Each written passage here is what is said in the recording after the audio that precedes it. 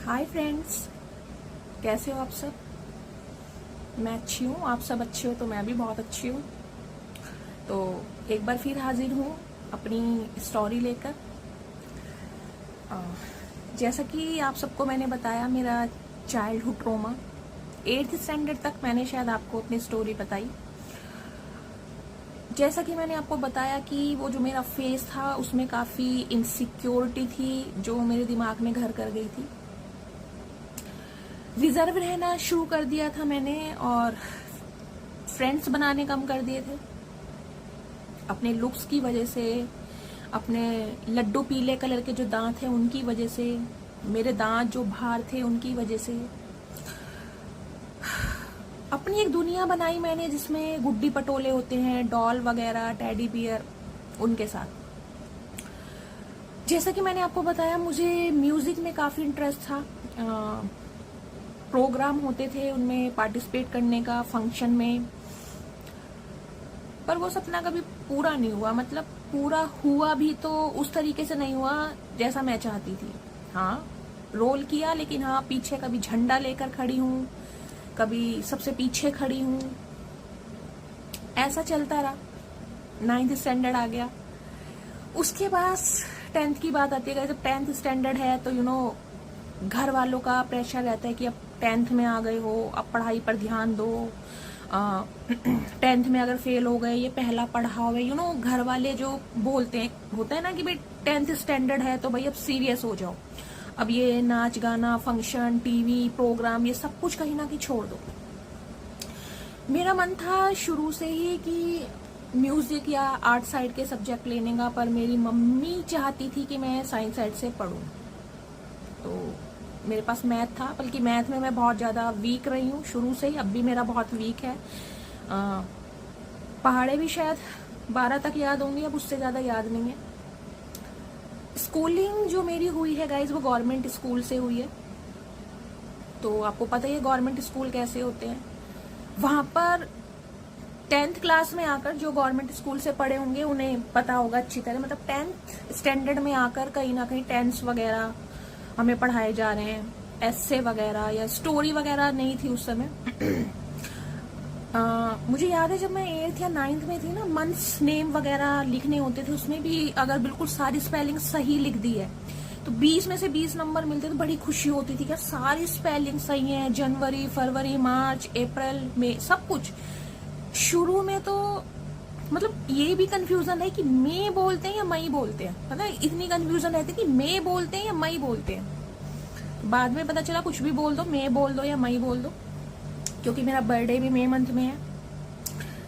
तो गाइस, जैसे ही 10th standard आया, एक प्रेशर बढ़ गया पढ़ाई का कि भाई अब ट्यूशन भी जाना है, पढ़ना भी है। मैथ में ऑलरेडी मैं बहुत वीक थी, मेरा बिल्कुल मन नहीं था कि मेरे पास मैथ्स हो। बाकी सब्जेक्ट में हैंडल कर लेती थी, लेकिन इंटरेस्ट मेरा शुरू से म्यूजिक या आर्ट साइड के सब्जेक्ट में रहा है। अब उसके बाद मैथ तो था गाइस, उसके बाद है ट्यूशन की, क्योंकि स्कूल में जो बात है, टीचर को मैं ये नहीं कहूंगी कि टीचर अच्छा नहीं पढ़ाते थे, टीचर अपनी जगह बहुत अच्छा पढ़ाते थे, लेकिन जब हम भी डंगर हैं, हमारे दिमाग डंगरों वाला है, तो हम क्या करें।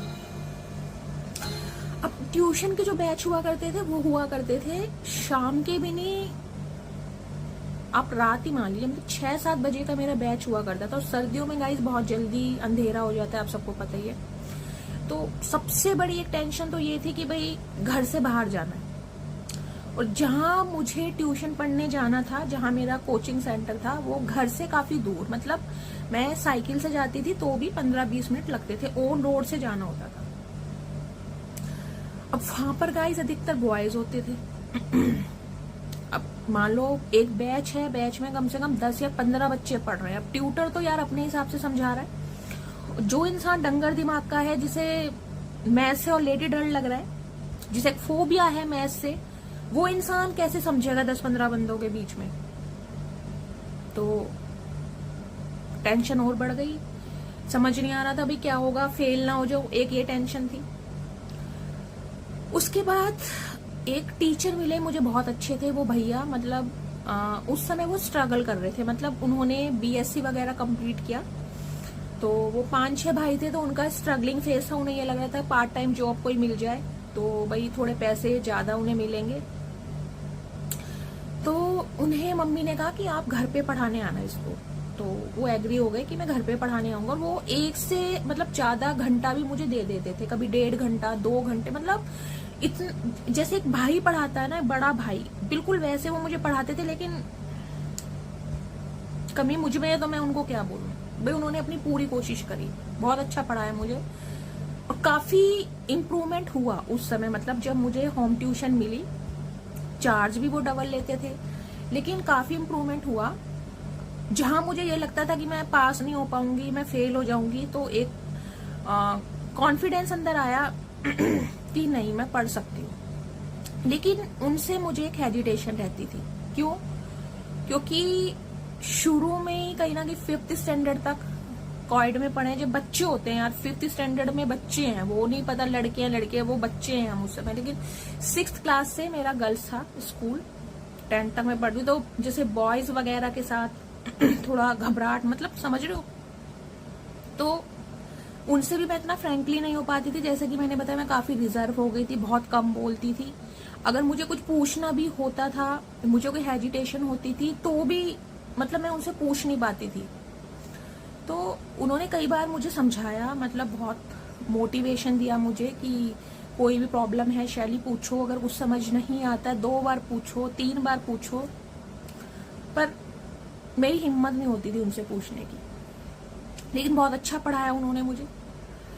तो ऐसे करते करते 10th के एग्जाम भी आ गए, एग्जाम भी दिए कहीं ना कहीं। और मुझे पक्का, जिसे कहते हैं ना, इंसान का सेंस ऑफ ह्यूमर है, उसका दिमाग, मतलब पेपर देख के इंसान समझ जाता है कि उसका रिजल्ट कैसे रहने वाला है। तो मैं पेपर देख के समझ गई थी कि मेरा रिजल्ट कैसे रहने वाला है, मतलब पक्का था कि मैं फेल हो जाऊंगी।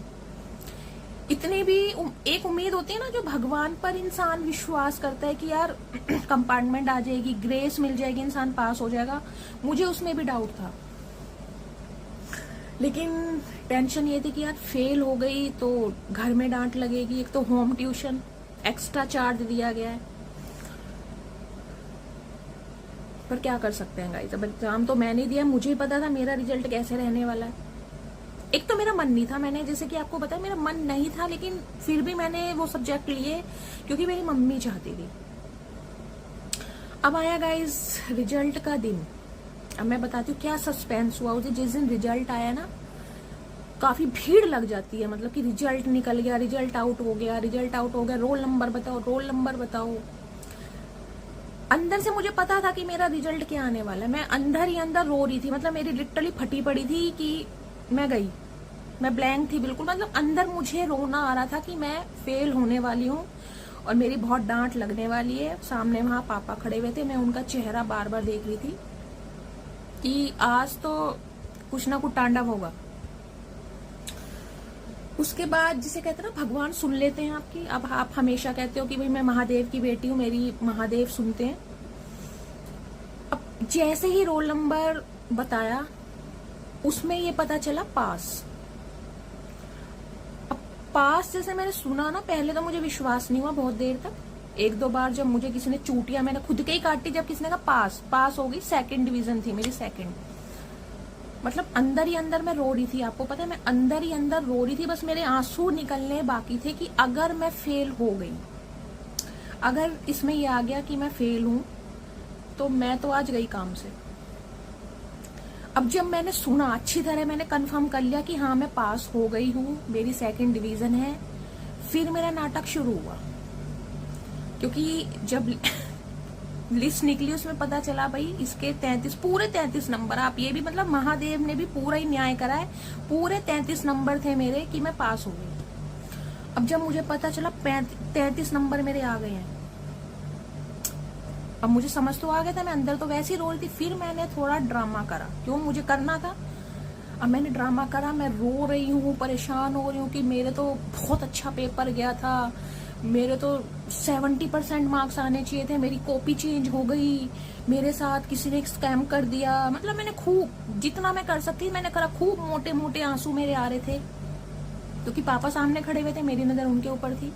नहीं मेरा तो, मैं तो ये करूंगी वो करूंगी, मेरे साथ गलत हुआ है, मेरा बहुत अच्छा पेपर गया था, ये कैसे हो गया। जितना मैं कर सकती थी मैंने ओवर ड्रामा पूरा करा ताकि मैं बच जाऊं। जब इंसान रो रहा है तो भाई घर वाले चुप करा रहे हैं, उन्हें शुक्र की पास हो गई। मैंने कहा कोई बात नहीं, ठीक है, हो जाता है,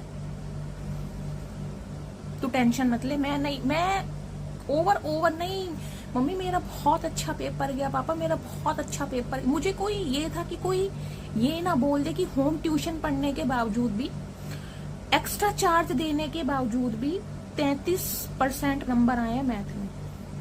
तो मैंने जितना स्यापा पाना था मैंने पाया, खूब ड्रामा करा मैंने, ये हो गया वो हो गया, कॉपी चेंज हो गई, मेरे साथ गलत हुआ है, ये मेरे इसमें तो फर्स्ट डिवीजन आनी थी, जबकि मुझे पता मैं फेल होनी थी, लेकिन मेरी सेकंड डिवीजन आई, भगवान ने पास कर दिया। मैं अंदर ही अंदर शुक्रिया अदा कर रही हूँ भगवान को, ये चढ़ाऊंगी वो चढ़ाऊंगी, क्योंकि मुझे पता था मैं क्या करके आई हूँ। मैथ में मुझे लुढ़कना ही था, लेकिन भगवान ने पास कर दिया।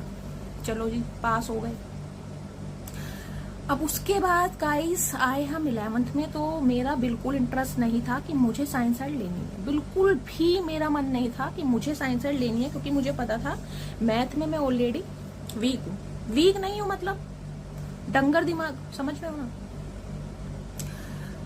पर मम्मी ने कहा नहीं, साइंस साइड लेनी है, मेरी ख्वाहिश है या इच्छा कुछ भी समझो, साइंस साइड से पढ़ना है। मन तो नहीं था गाइस। फिर मेरी फ्रेंड्स वगैरह थी, वो मैथ में काफी अच्छी थी, तो उन्होंने कहा कि शैली ऐसा है कि तू बायो ले ले, तेरी भाई तुझे अगर मैथ्स में दिक्कत है ना, बाकी फिजिक्स केमिस्ट्री में तुझे कोई प्रॉब्लम नहीं है, तो तू बायोलॉजी ले ले, बायोलॉजी और बॉटनी 2 सब्जेक्ट रहेंगे, मैथ मत ले। मेरा मन जब भी नहीं था गाइस, लेकिन फिर भी मैंने लिया क्योंकि मम्मी चाहती थी, तो मैंने साइंस साइड ले ली। लेकिन कहते ना अंदर से एक इंसान का मन नहीं होता, तो वो मेरा मन नहीं था। मन था मुझे आर्ट साइड, क्योंकि उसमें मुझे लगता था कि मैं शायद इतनी अच्छी हूँ कि शायद फर्स्ट डिवीजन भी आ सकती है, शायद टॉप भी कर सकती हूँ, लेकिन वो भी जैसे कहते ना पूरा हुआ ही नहीं कभी। तो गाइस 11th स्टैंडर्ड में आ गए। अब वो ही जैसा कि मैंने कहा, बातचीत नहीं करनी किसी से ज्यादा, दोस्ती नहीं बढ़ानी किसी से ज्यादा, फ्रेंड्स कम होते रहे। मतलब मुझे बहुत सारा जिसे कहते हैं बुली किया जा रहा है आपको कि तू ऐसी है, तू वैसी है, तू बहुत डिजर्व है, तेरे नखरे हैं, तो मन टूटता था। बातें सुनती थी मैं उनकी, पर इंसान जिसे कहते हैं ना उसकी इनसिक्योरिटी घर कर गई कि नहीं भाई, हंसना नहीं है, अगर हंसेगी या दोस्ती अगर फ्रेंडशिप करेगी तो फिर बुली करेगा, कोई ना कोई कुछ टोकेगा, कुछ बोलेगा। इससे अच्छा है अकेले रहो, मस्त रहो। तो वो अकेले रहने वाली और मस्त रहने वाली लाइफ कब मेरी परमानेंट लाइफ बन गई मुझे नहीं पता चला। ऐसे ही करते करते 12th स्टैंडर्ड आ गया, 12th के एग्जाम दिए, पास हो गई। 12th में भी मेरी सेकंड डिवीजन थी, मेरी फर्स्ट नहीं आई।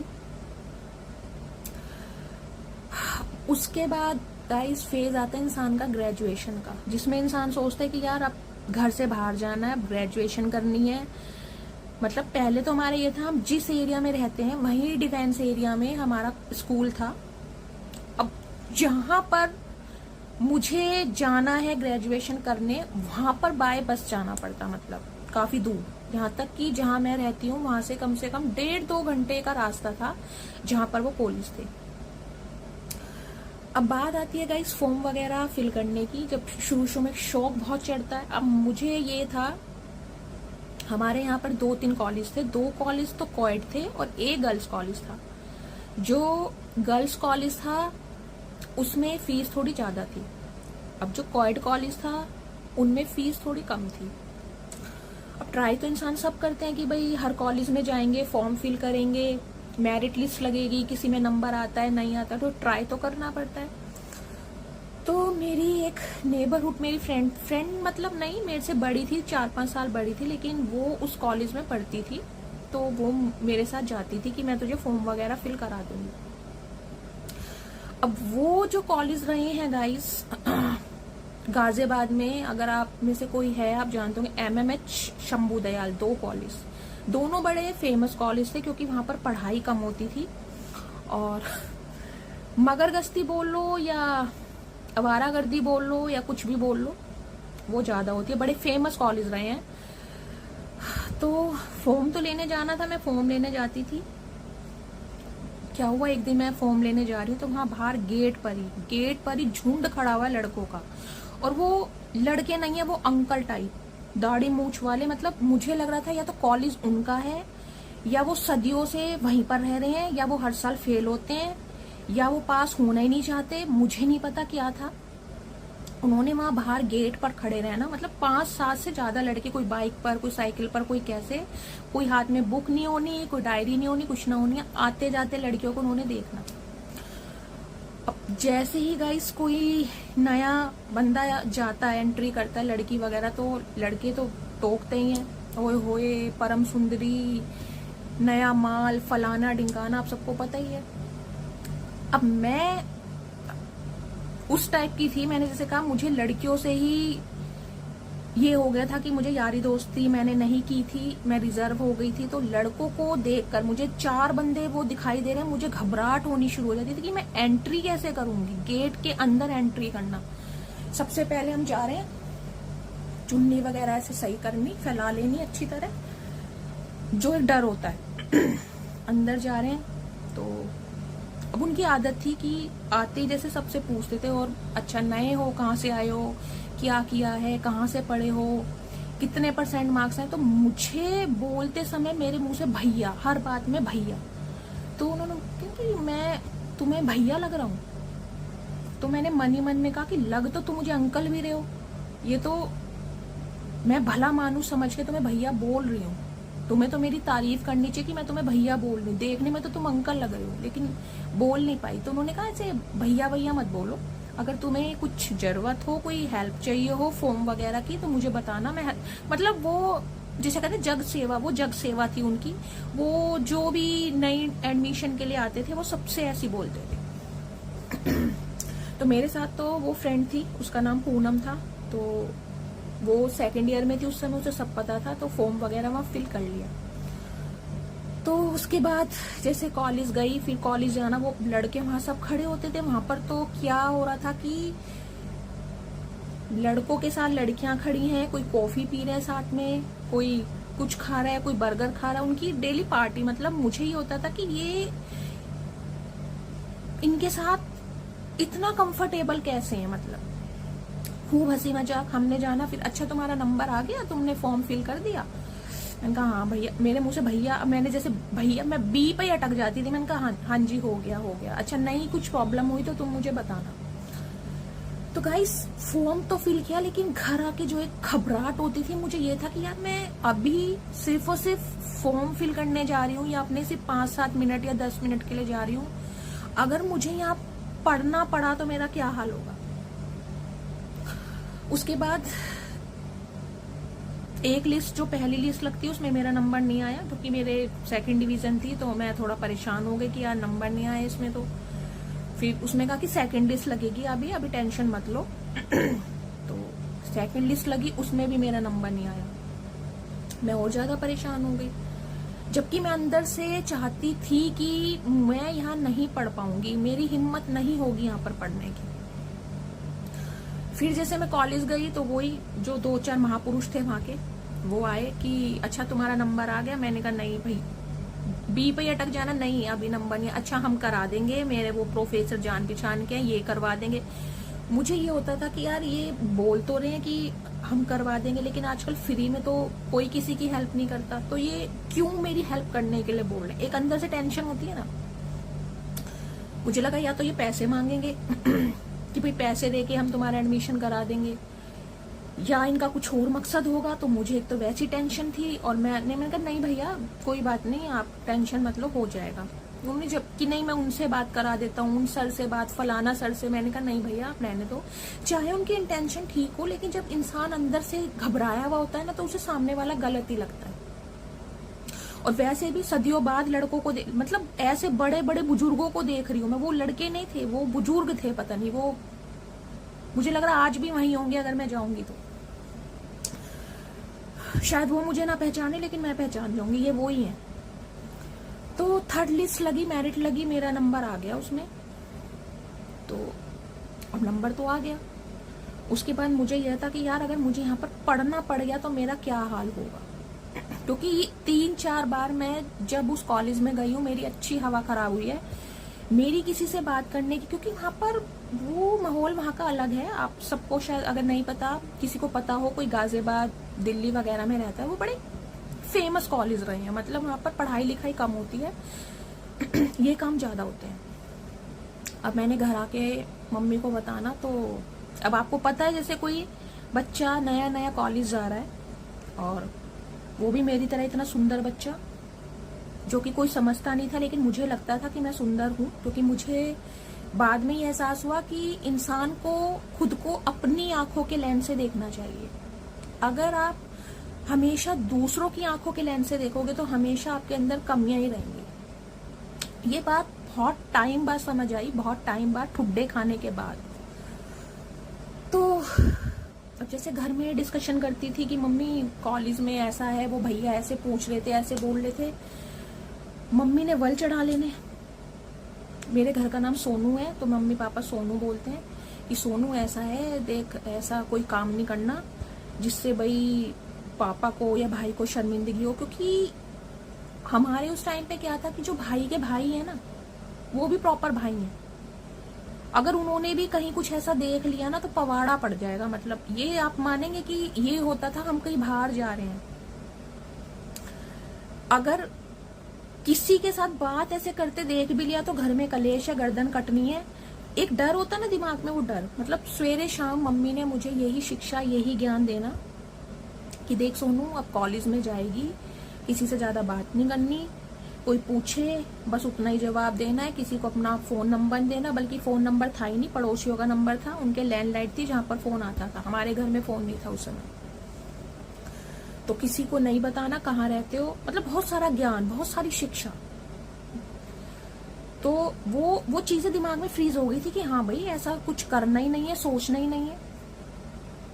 उसके बाद एक कॉलेज और था, मैंने वहां भी ट्राई करा, वो मोदी नगर में पड़ता है, MM कॉलेज, उसमें भी मैंने ट्राई करा, वहां भी सेम हाल, वही बड़े बुजुर्ग प्राणी, वही महाशय, पता नहीं कौन कौन सी सदियों के, कौन कौन, मतलब BSc में एडमिशन लेना जा रहे हो, BSc में उनके सामने हम बच्चे लग रहे हैं, समझोगे, मतलब क्या बोलूं मैं उन्हें, मुझे समझ नहीं आ रहा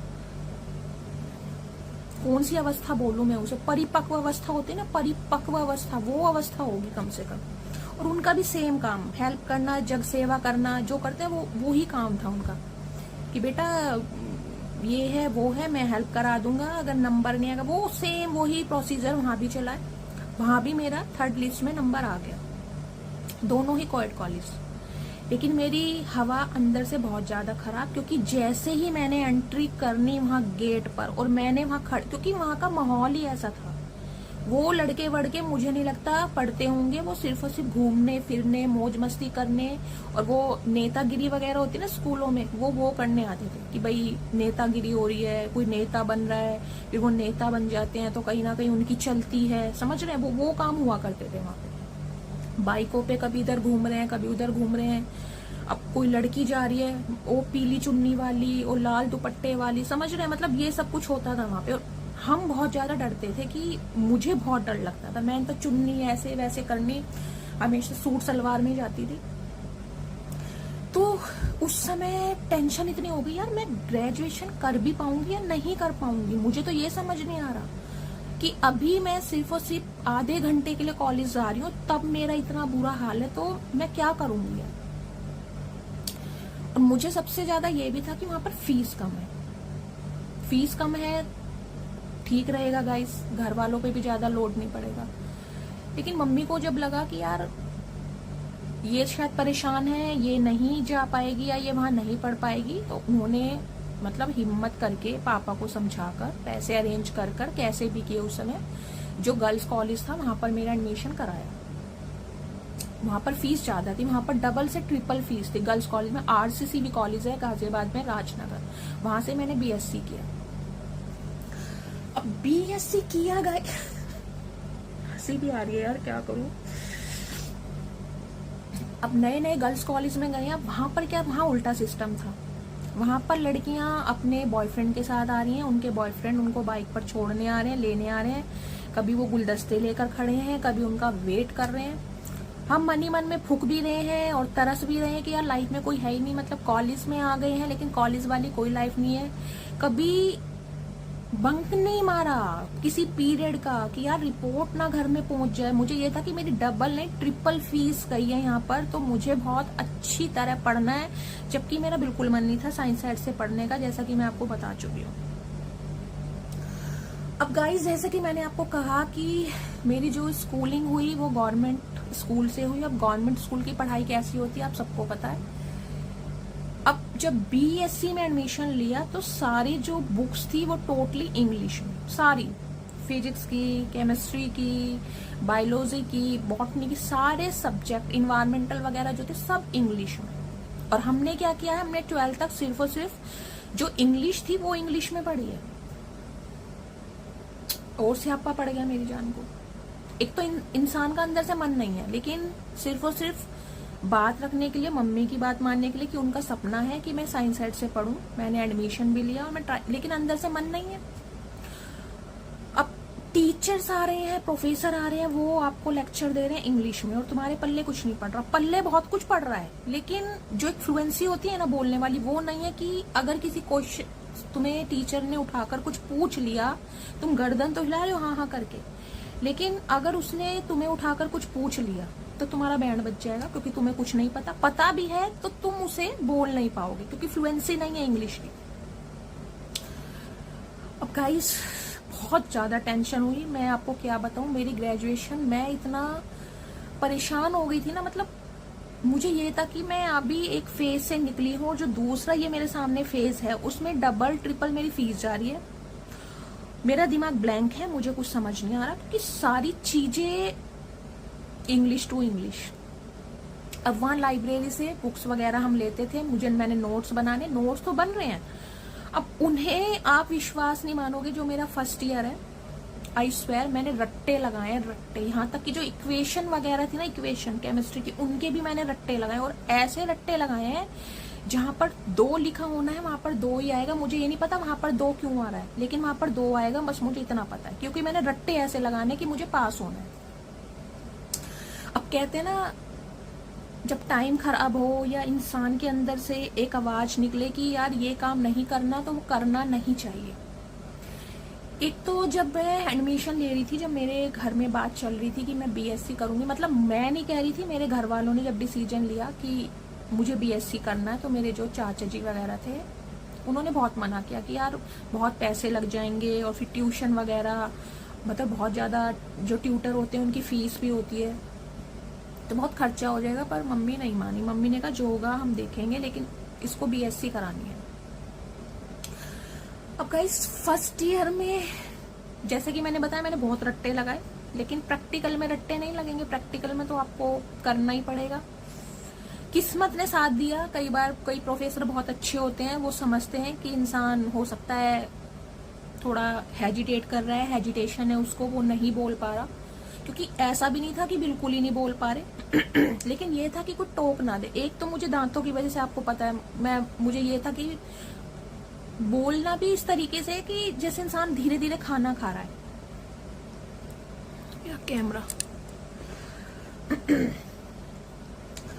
उसके बाद गाइस हुआ फर्स्ट ईयर, लेकिन मुझे पता था कि कुछ ना कुछ पंगा पड़ना जरूर है। अब पंगा क्या पड़ा, वैसे पंगा नहीं पड़ा, तो एक पंगा क्या पड़ा, जब मेरा रिजल्ट आया तो उसमें पता चला कि फेल, जिसे कहते ना फेल, बैक आ गई। बैक आ गई यार, मतलब मुझे ये था कि मैं पास हो जाऊंगी, हाँ ये था कि बहुत अच्छे मार्क्स नहीं आएंगे, लेकिन मैं पास हो जाऊंगी। अब उसमें जब पता चला, उसमें देखा कि कहीं ना कहीं जो प्रैक्टिकल होते हैं उसमें मेरी एब्सेंट लग गई। मेरा केमिस्ट्री का प्रैक्टिकल था, उसमें गलती से हो सकता है मैं सिग्नेचर करना भूल गई, क्योंकि मैंने कहा ना, मैं उस समय बहुत डिस्टर्ब थी, बहुत परेशान थी, एक कुछ समझ नहीं आ रहा था, ब्लैंक था, जैसे कि मैंने आपको बताया। मेरी एब्सेंट लग गई, मुझे नहीं पता वो एब्सेंट कैसे लगी। हो सकता भगवान कुछ सिचुएशन मेरे सामने ऐसे रख रहे थे कि मुझे ठोकर लगे। अब जब वो एब्सेंट लगी और रिजल्ट आया कि मेरी बैक आ गई, और ये था कि अगर आपकी प्रैक्टिकल में एब्सेंट लग गई है तो बहुत पॉसिबल, मतलब क्योंकि जो एग्जामिनर आते थे वो बाहर से आते थे, कभी मुजफ्फरनगर से, कभी बरेली से, बहुत दूर दूर से। अब मेरी एब्सेंट लग गई तो मेरे प्रैक्टिकल के लिए वो एग्जामिनर आएगा नहीं। एक इंच बच्चे के लिए एग्जामिनर इतनी दूर से नहीं आएंगे, और अगर प्रैक्टिकल में आपके एब्सेंट लग गई तो आप फेल, मतलब टोटली फेल, आपको दोबारा से एडमिशन लेना पड़ेगा।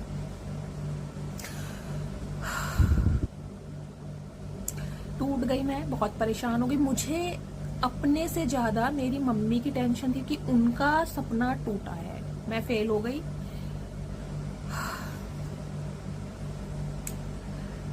गाइस अभी मुझे लगता है मुझे इस व्लॉग को यहीं एंड करना चाहिए, क्योंकि हिम्मत कर रही हूं कि मैं आप सबके सामने शेयर कर सकूं, लेकिन अभी शायद शेयर नहीं हो पाएगा, क्योंकि ये जो सिचुएशन रही है इसमें मैं बहुत टूटी हूं, मेरे घर वाले बहुत टूटे हैं। अभी मेरी हिम्मत भी नहीं हो पा रही है कि मैं आप सबके सामने शेयर करूं। गाइस अगले व्लॉग में जरूर बताऊंगी, कोशिश करूंगी। थैंक यू आप सभी का, आपने इतना टाइम दिया, मेरी आवाज सुनी। आप सबके प्यार के लिए, आप सबके सपोर्ट के लिए दिल से थैंक यू। बाय।